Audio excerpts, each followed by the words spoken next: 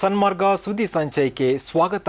ನಾನು ಶಂಶೀರ್ ಬುಡೋಳಿ. ಹಜ್ ಯಾತ್ರೆ ಮಹತ್ವದ ಹಂತ ಪ್ರವೇಶ ಮಾಡಿದ್ದು, ಯಾತ್ರಿಕರ ಸುರಕ್ಷತೆಯನ್ನು ಖಚಿತಪಡಿಸಿಕೊಳ್ಳೋಕೆ ಸೌದಿ ವಾಯುರಕ್ಷಣಾ ಪಡೆ ಪವಿತ್ರ ಭೂಮಿಯಲ್ಲಿ ಕಣ್ಗಾವಲನ್ನು ಹೆಚ್ಚಿಸಿದೆ.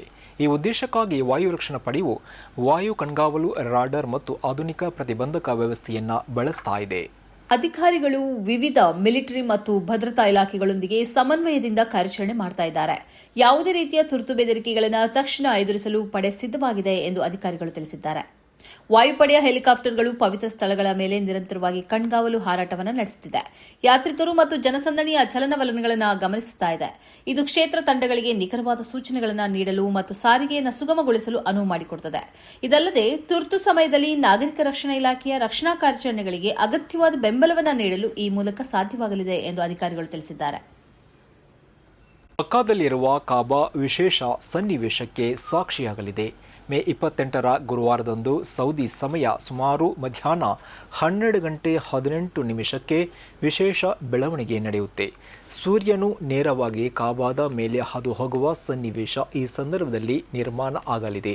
ಈ ವಿದ್ಯಮಾನ ವರ್ಷಕ್ಕೆ 2 ಬಾರಿ ಮಾತ್ರ ಸಂಭವಿಸುತ್ತದೆ ಎಂದು ವರದಿಗಳು ಹೇಳ್ತಾ ಇದೆ. ಯಾವುದೇ ಸಾಧನಗಳ ಸಹಾಯವಿಲ್ಲದೆ ಕಿಬ್ಲಾದ ದಿಕ್ಕನ್ನು ನಿಖರವಾಗಿ ತಿಳಿದುಕೊಳ್ಳಲು ಬಯಸುವವರಿಗೆ ಈ ಖಗೋಳ ವಿದ್ಯಮಾನ ಪ್ರಯೋಜನಕಾರಿಯಾಗಲಿದೆ ಎಂದು ಸೌದಿ ಅರೇಬಿಯಾದ ಜಿದ್ದಾ ಖಗೋಳ ವಿಜ್ಞಾನ ಸಂಘದ ನಿರ್ದೇಶಕರಾದ ಇಂಜಿನಿಯರ್ ಮಜೀದ್ ಅಬು ಜಹರ್ ಹೇಳಿದ್ದಾರೆ. ಕಿಬ್ಲಾದ ದಿಕ್ಕನ್ನು ನಿರ್ಧರಿಸುವ ಇಸ್ಲಾಮಿಕ್ ವಿಧಾನಗಳಲ್ಲಿ ಇದೂ ಒಂದು ಎಂದು ಹೇಳಲಾಗಿದೆ.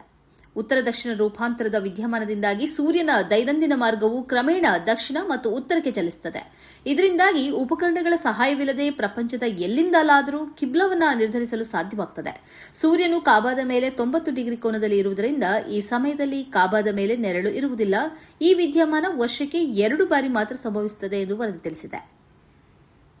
ಮಧ್ಯಪ್ರಾಚ್ಯದಲ್ಲಿ ಶಾಂತಿಯನ್ನು ಖಚಿತಪಡಿಸಿಕೊಳ್ಳುವ ಹಿನ್ನೆಲೆಯಲ್ಲಿ ಕತಾರ್ ಭಾರಿ ದೊಡ್ಡ ಮೊತ್ತವನ್ನು ಇರಾನ್ಗೆ ನೀಡಲು ಮುಂದಾಗಿದೆ ಎಂಬ ಸುದ್ದಿ ಹರಿದಾಡ್ತಾ ಇತ್ತು. ಇದೀಗ ಕತಾರ್ ಈ ಸುದ್ದಿಯನ್ನು ನಿರಾಕರಿಸಿದೆ. ಮಧ್ಯಪ್ರಾಚ್ಯದಲ್ಲಿ ಶಾಂತಿಯನ್ನು ಖಚಿತಪಡಿಸಿಕೊಳ್ಳೋಕೆ ನಿರ್ಣಾಯಕ ಒಪ್ಪಂದವನ್ನು ಮಾಡಿಕೊಳ್ಳುವುದಕ್ಕಾಗಿ ಇರಾನ್ಗೆ $12 ಬಿಲಿಯನ್ ನೀಡುವುದಕ್ಕೆ ಕತಾರ್ ಮುಂದೆ ಬಂದಿದೆ ಎಂಬ ವರದಿ ಪ್ರಕಟವಾಗಿತ್ತು. ಇಂತಹ ವರದಿಗಳು ಆಧಾರರಹಿತವಾಗಿವೆ ಮತ್ತು ಒಪ್ಪಂದವನ್ನು ಹಾಳು ಮಾಡುವ ಗುರಿಯನ್ನು ಹೊಂದಿವೆ ಎಂದು ಕತಾರ್ ವಿದೇಶಾಂಗ ಸಚಿವಾಲಯದ ವಕ್ತಾರ ಮಜೀದ್ ಅಲ್ ಅನ್ಸಾರಿ ಮಾಧ್ಯಮಗಳಿಗೆ ತಿಳಿಸಿದ್ದಾರೆ. ಈ ಪ್ರದೇಶದಲ್ಲಿ ಶಾಂತಿಯ ಪ್ರಯತ್ನಗಳನ್ನು ದುರ್ಬಲಗೊಳಿಸುವ ಮತ್ತು ರಾಜತಾಂತ್ರಿಕ ನಡೆಗಳಿಗೆ ಅಡ್ಡಿಯಾಗುವ ಉದ್ದೇಶದಿಂದ ಇಂತಹ ಆಧಾರರಹಿತ ಸುದ್ದಿಗಳನ್ನು ಹರಡಲಾಗುತ್ತಿದೆ.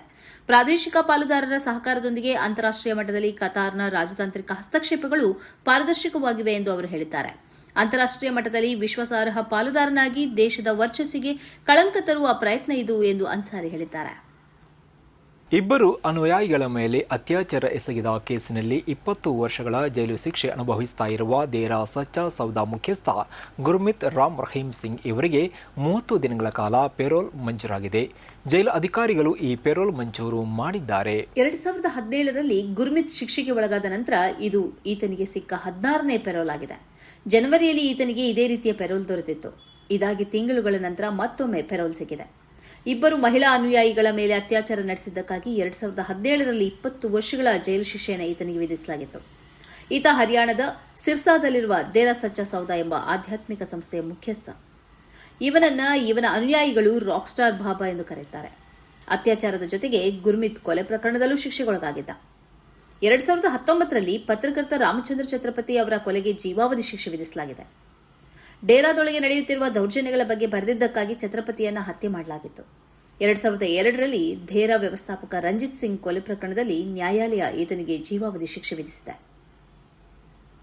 ಇದುವೇ ಈ ಹೊತ್ತಿನ ಸನ್ಮಾರ್ಗ ಸುದ್ದಿ ಸಂಚಯ. ನಿರಂತರವಾಗಿ ನೋಡ್ತಾ ಇರಿ ಸನ್ಮಾರ್ಗ ನ್ಯೂಸ್. ಸುದ್ದಿಗಳ ಸಂತೆಯಲ್ಲಿ ಸತ್ಯದ ಮೊಂಬತ್ತಿ. ಈ ಕಾರ್ಯಕ್ರಮದ ಪ್ರಾಯೋಜಕರು Gadiyar group of company. Gadiar Group of Companies, synonymous with excellence and innovation, stands as your dynamic partner for progress. Gadiar Group ensures safety as guardians in firefighting and builds vibrant communities in real estate. Building tomorrow, today.